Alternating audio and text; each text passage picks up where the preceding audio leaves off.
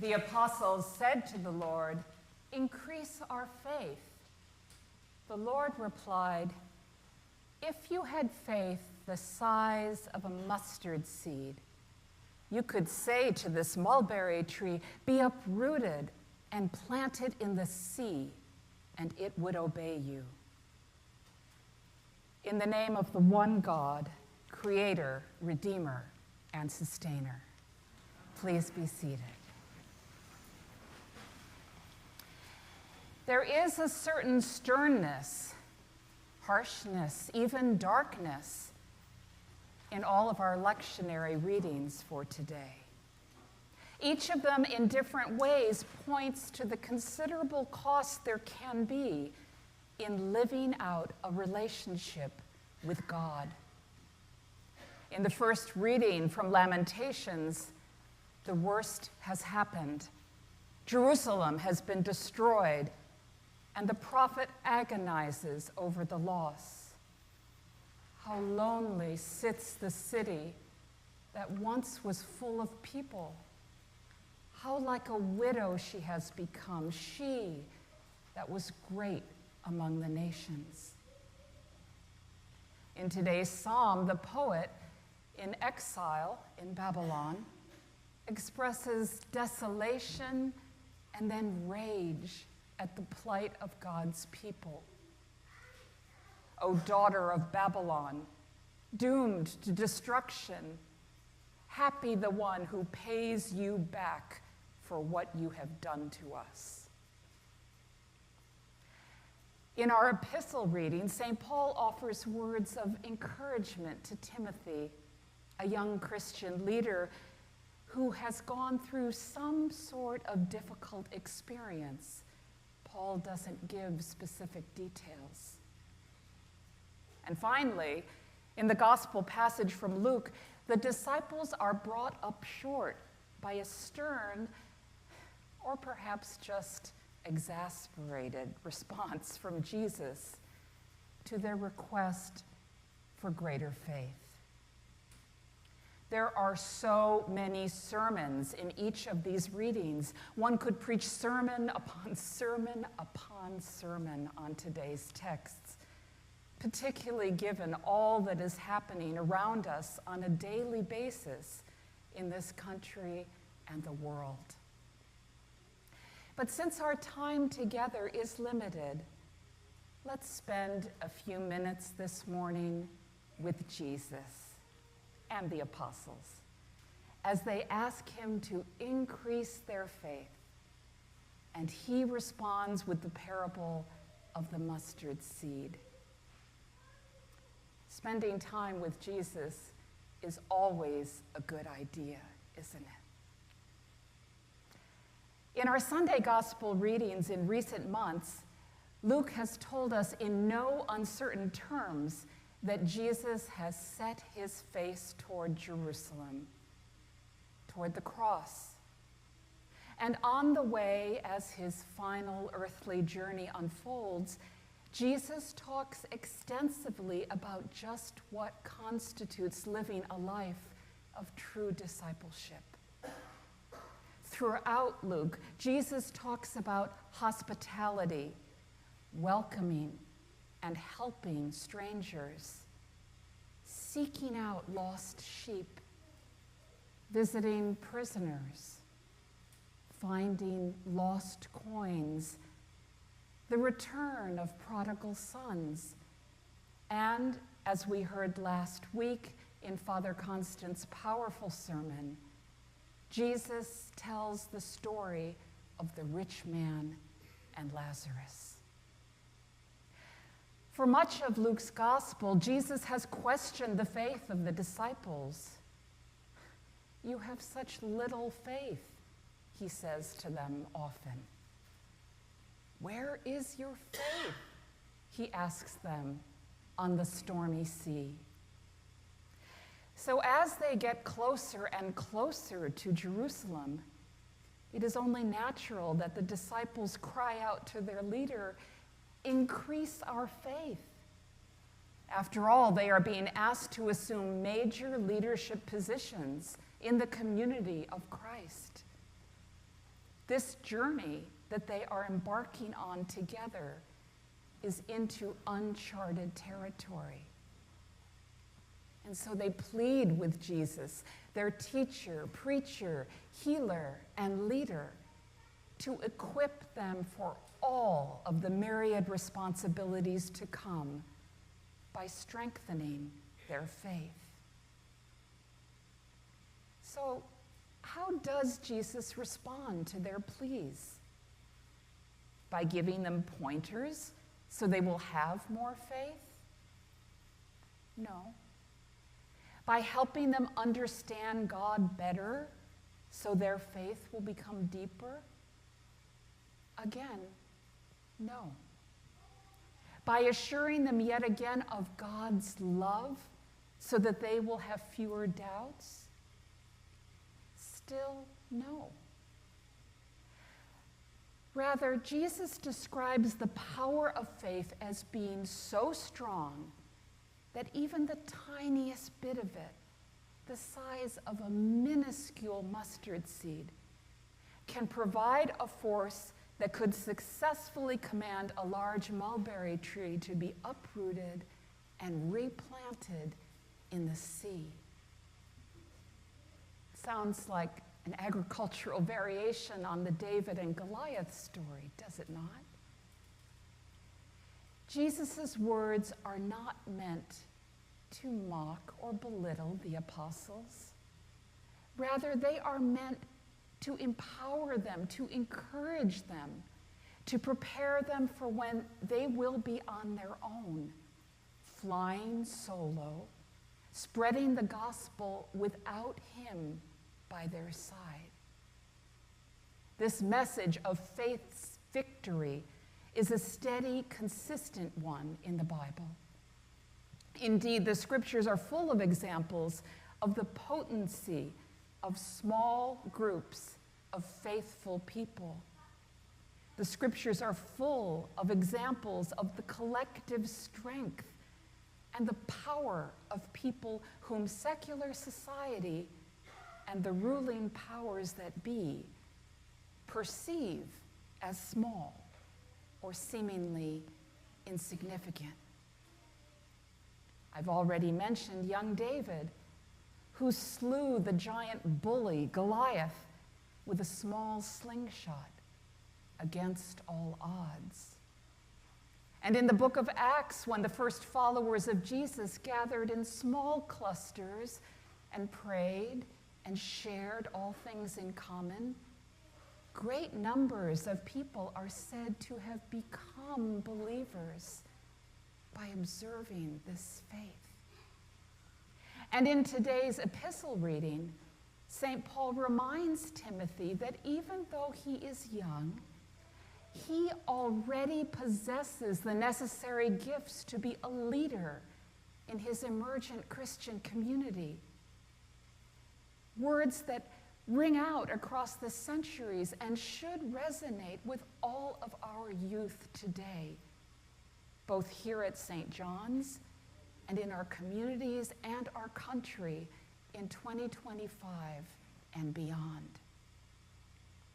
Despite small numbers, despite youth, or the lack of social status or prestige or experience, the faith of these people can make extraordinary things happen, and each could be said to possess faith the size of a tiny mustard seed.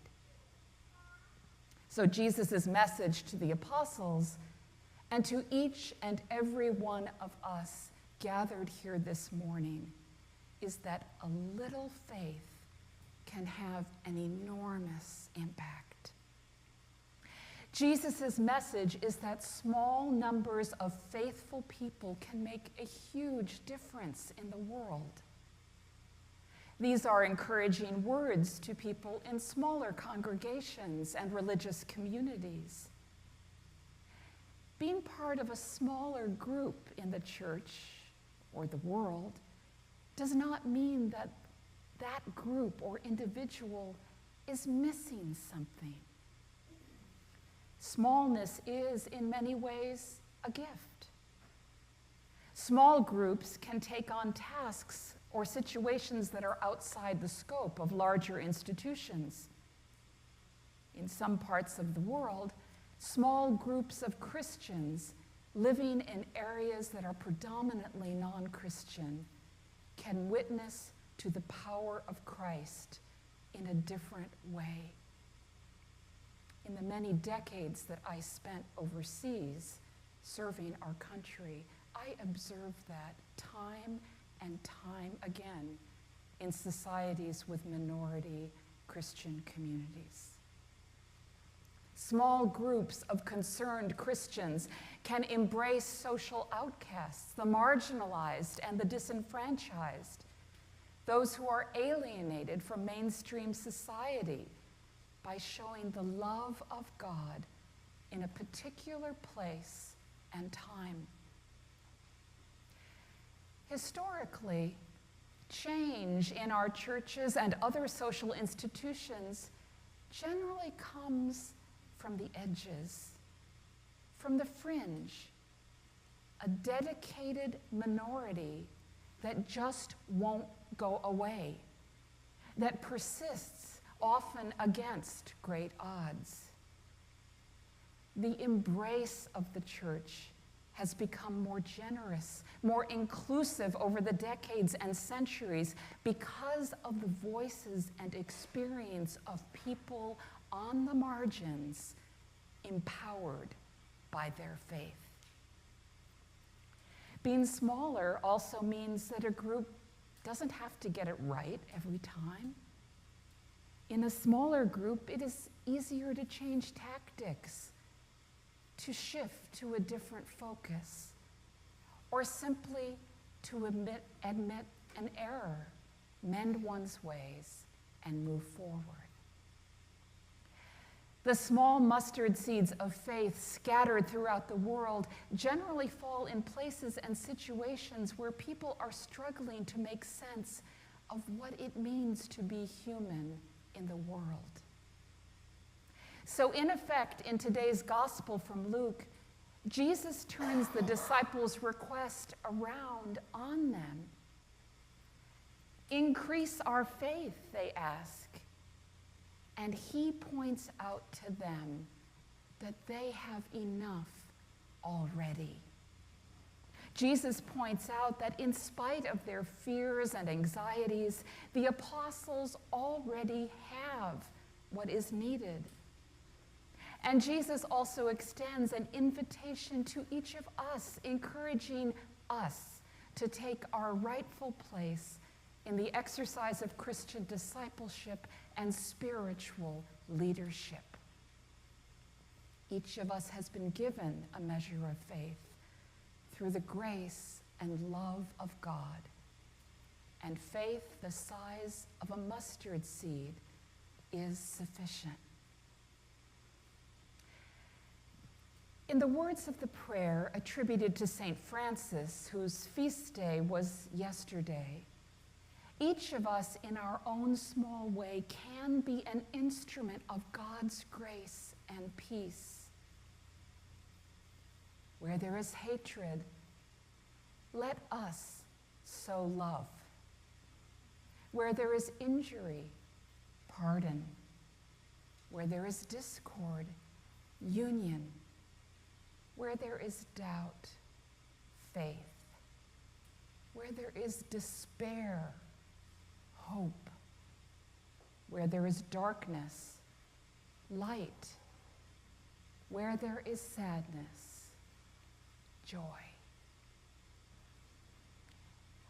A while back, I spent a lot of time, and I mean a lot of time, in New York City because both of my children were living there at the time. Now, when we'd lived all together at home in D.C., we'd mostly worshiped at Washington National Cathedral, such a magnificent structure perched high on Mount St. Alban overlooking the city. But my son's new congregation in New York City was a tiny little jewel box of a church on the Upper West Side. Christ and St. Stephen's, it is called. Now, every last stone and stained glass window of Christ and St. Stephen's would probably fit into one of the transepts or side aisles of Washington National Cathedral, with plenty of room to spare.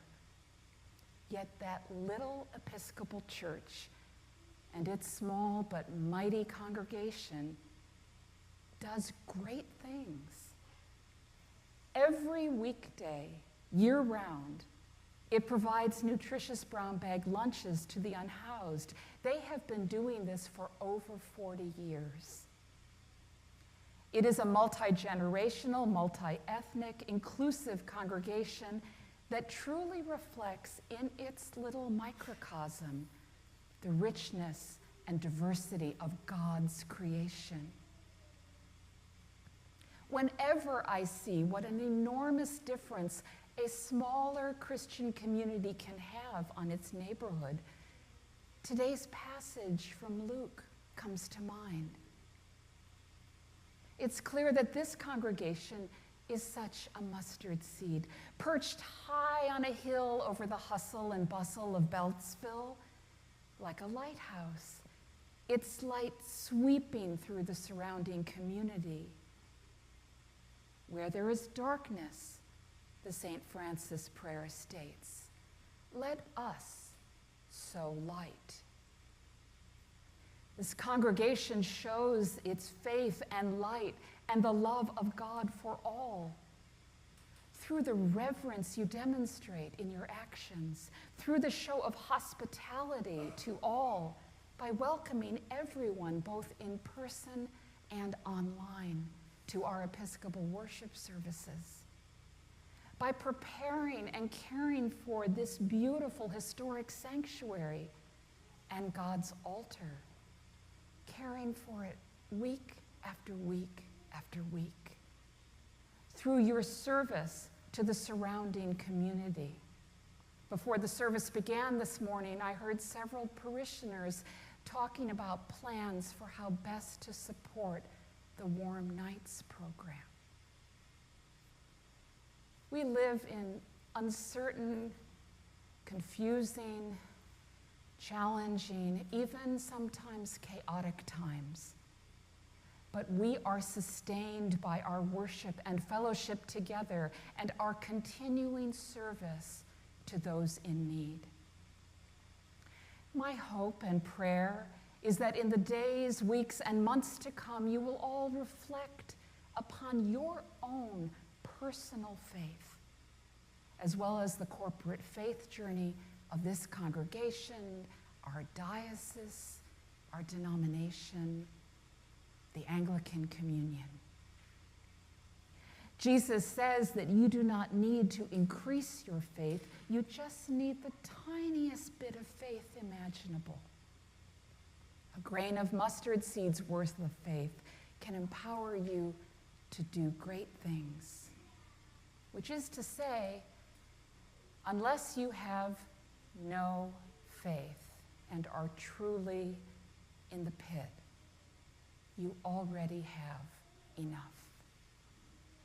You have enough. What you have is sufficient. Trust what you have been given, and then trust what you have to give. It is more than enough. You can uproot trees, you can move mountains. As you sow, you shall receive.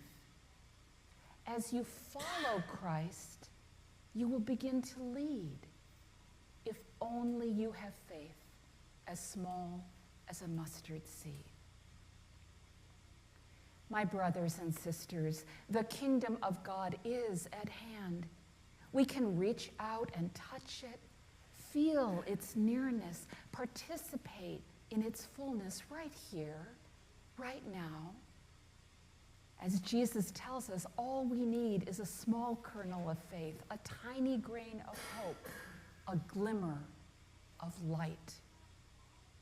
Sustained and nurtured by that, we are then empowered to spread the good news. If only we nurture even the smallest bit of faith and hope and light, God's will be done on earth as it is in heaven.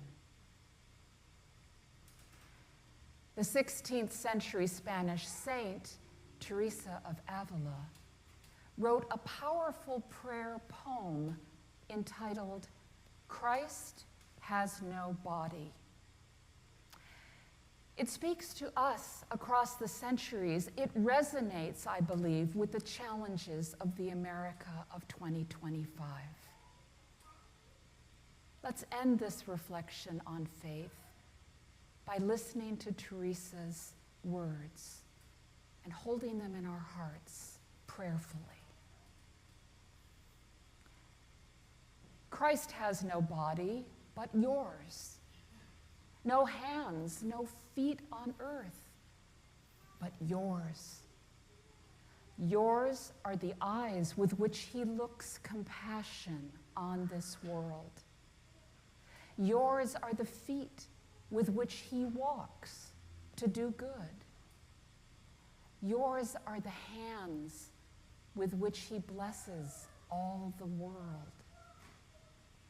Yours are the hands. Yours are the feet. Yours are the eyes. You are his body. Christ has no body now but yours. No hands, no feet on earth but yours. Yours are the eyes with which he looks compassion on this world. Christ has no body now on earth but yours. Amen.